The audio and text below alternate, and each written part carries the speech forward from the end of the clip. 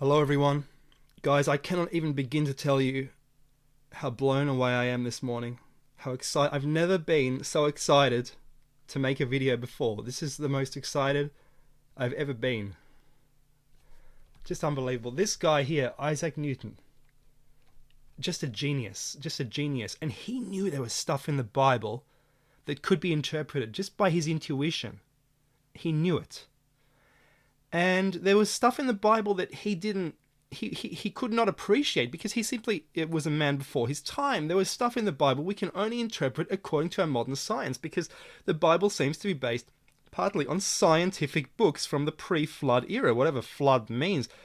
There was some enormous catastrophe that wiped out all civilization and everything. And we've only just picked up the pieces in the 20th century. That was just picking up the pieces and rediscovering the planet. We're still in a backward time compared to the time of the ancient people.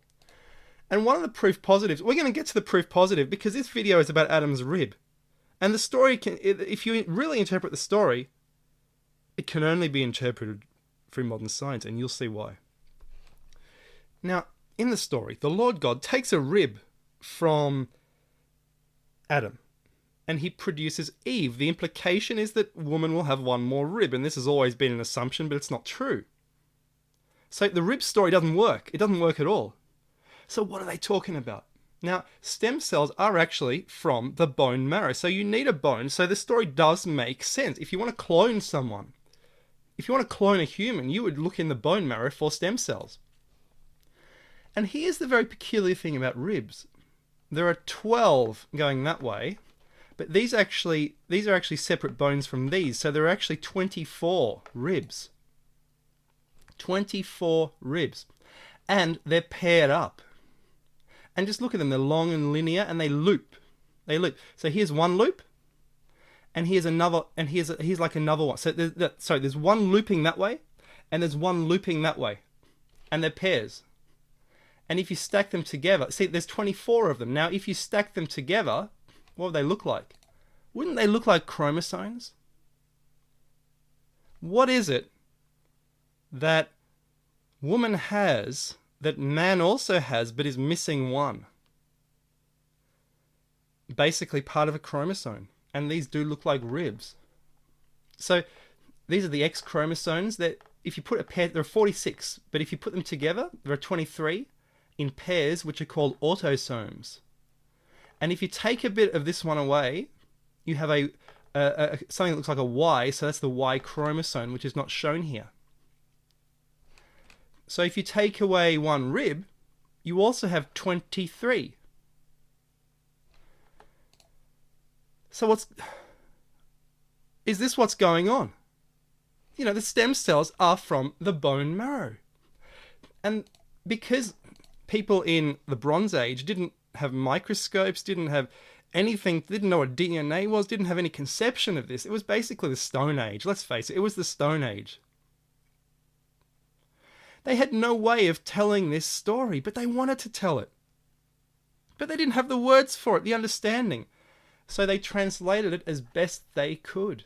And it must have been a real heroic task to translate a scientific text using Stone Age language. Unbelievable. Just unbelievable. I mean, it has preserved the information of a previous era. If you're not convinced by this, I don't know.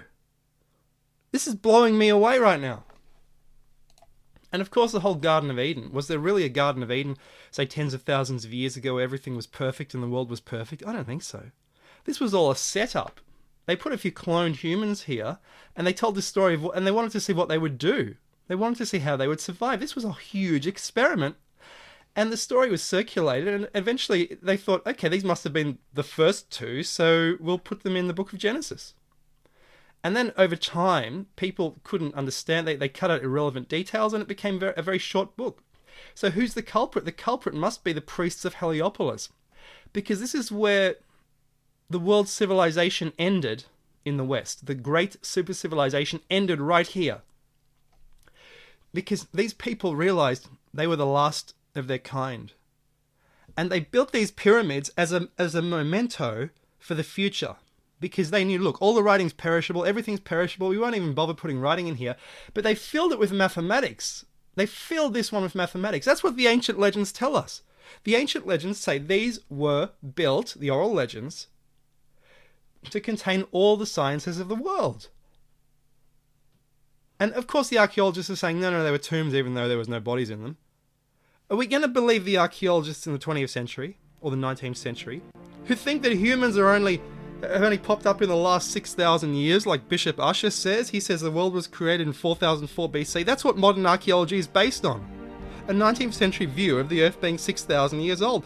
That's why they will never admit there's a civilization older than 3000 BC. They say must be the first civilization. But as you can see, because they already knew the longitudes of the world and all the ratios, this was the last civilization. And then there was a long dark age of 5,000 years until today. It's unbelievable. And the priests here could no longer read the old texts, but they had this enormous library at their disposal. Texts they couldn't even understand because they were full of science, craft flying around, high-tech wizardry. So what did they do? Well, they turned part of the story into the Bible, and to teach school children how chromosomes worked, I think they used the rib cage as an analogy. And the rib cage therefore entered the Bible as a text of what happened, even though it makes no sense because, as we all know, women and men have the same number of ribs, so it doesn't quite work. But because the ribs are paired up, then it makes sense if we're talking about chromosomes, and we're talking about it in the context of cloning and DNA. So the story must have been far longer. And of course, Genesis isn't the only story of high tech. Look at Ezekiel. Look at Enoch. The book of Enoch, this is Ezekiel's craft. But if you look at Enoch, he's actually flying around in a spaceship. It's unbelievable. He leaves the Earth, he flies around in a spaceship, and he says, I can see all the rivers of Earth. I can see the treasuries of clouds. What does treasuries of clouds mean? It means things like this. It's unbelievable. He can see the weather patterns. He can see everything. He even says the outside of his craft is burning up and glowing red. He even says, I can see the stars imprisoned in their prisons in the heavens. He's talking about star clusters. He's like an ancient Yuri Gagarin, and they circulated the book. It became very popular, and then this became part of the Bible. If this video doesn't convince you that there was a lost world, a lost super civilization, then maybe nothing will. But I'm not preaching it, I'm just saying it. So guys, if you enjoyed this, thanks very much. Sub, thumbs up, whatever you want, and I'll see you in the next video. Cheers.